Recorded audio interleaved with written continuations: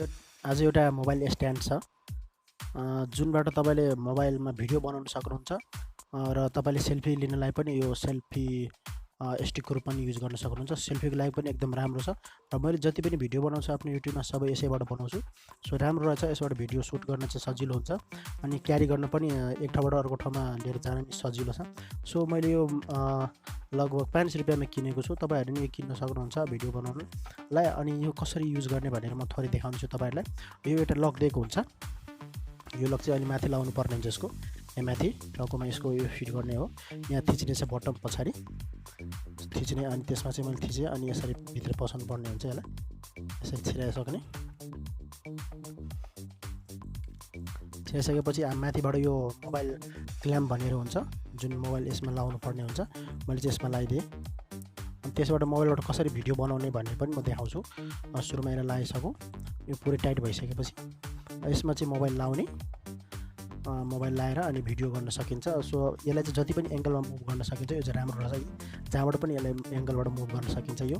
अनि तपाईँले राख्नु पऱ्यो भने यसरी सबैलाई एकदम यसरी गर्न सक्नुहुन्छ, यसरी राख्न सक्नुहुन्छ। अनि भिडियो गर्नु पऱ्यो भने यसरी तपाईँले जतिको एङ्गलमा मुभ गर्न लाग्यो भने यतिको एङ्गलमा तपाईँले मुभ गरेर यसलाई सजिलोसँग भिडियो बनाउन सक्नुहुन्छ। यी हेर्नु यतिसम्म मुभ गर्न सक्ने रहेछ।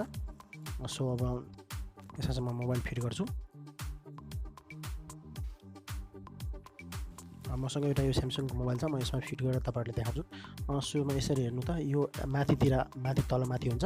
सो यसले चाहिँ मोबाइलले च्याप्ने काम गर्छ। यसले चाहिँ म के गरेँ, यसरी प्रेस गरेर यसमा मोबाइल चाहिँ क्ल्याम्प गरेँ। त्यसपछि अब मलाई सेल्फी खिच्नु छ भने यसरी अगाडिबाट सेल्फी खिच्नु छ भने म क्यामेरा अन गरेर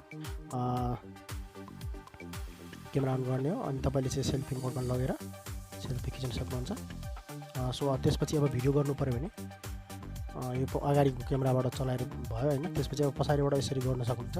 मलाई भिडियो बनाउनु मन लाग्यो भने म यो स्ट्यान्डलाई यसरी पछाडि गरेर सजिलोसँग भिडियो बनाउन सक्छु। हेर्नु यसरीसम्म भिडियो बनाउन सक्नुहुन्छ। टाढाको बनाउनु पऱ्यो भने तपाईँले यसरी माथि उठाएर माथि बनाएर यसरी तपाईँले यसलाई सिधा पार्नुपर्ने हुन्छ। सिधा पारेर यसको स्ट्यान्ड मिलाएर यसरी भिडियो गर्न सक्नुहुन्छ। सो जति पनि यसलाई मुभ गर्न सक्नुहुन्छ त्यति मुभ गर्न सक्नुहुन्छ। यो स्ट्यान्ड चाहिँ राम्रो लाग्यो मलाई। मैले 2-3वटा स्ट्यान्ड चलाएँ, त्यसमा चाहिँ अब यो चाहिँ मलाई सबैभन्दा मन पऱ्यो, त्यही भएर तपाईँहरूले सेयर गरौँ भनेर भिडियो बनाएको हो। यसमा चाहिँ कस्तो हुन्छ भने तपाईँले अब जति राम्रो पनि लिन सक्नुहुन्छ, योभन्दा नि बलियो खालको पाउँदो रहेछ। तर मोबाइलको लागि यो चाहिँ एकदम पर्फेक्ट रहेछ। 500 रुपियाँ जति पऱ्यो मलाई। यतिसम्मको लिनुहुन्छ भने तपाईँले एकदम सजिलो हुन्छ। मैले एकचोटि अनलाइनबाट मागेको थिएँ, त्यो चाहिँ राम्रो भएको थिएन, त्यहीबाट मैले चेन्ज गरेर अर्को लिएको राम्रो खालको। यो चाहिँ एकदम राम्रो रहेछ। यसबाट सजिलोसँग भिडियो सुट गर्न र सेल्फी तान्न सकिन्छ। सो तपाईँहरूले नि यसलाई पर्चेस गर्नुहोला। राम्रो लाग्यो भने च्यानल सब्सक्राइब गरिदिनु न। यस्तो राम्रो राम्रो भिडियो म आफ्नो च्यानलमा हालिरहेको हुन्छु। सो त आजलाई यति।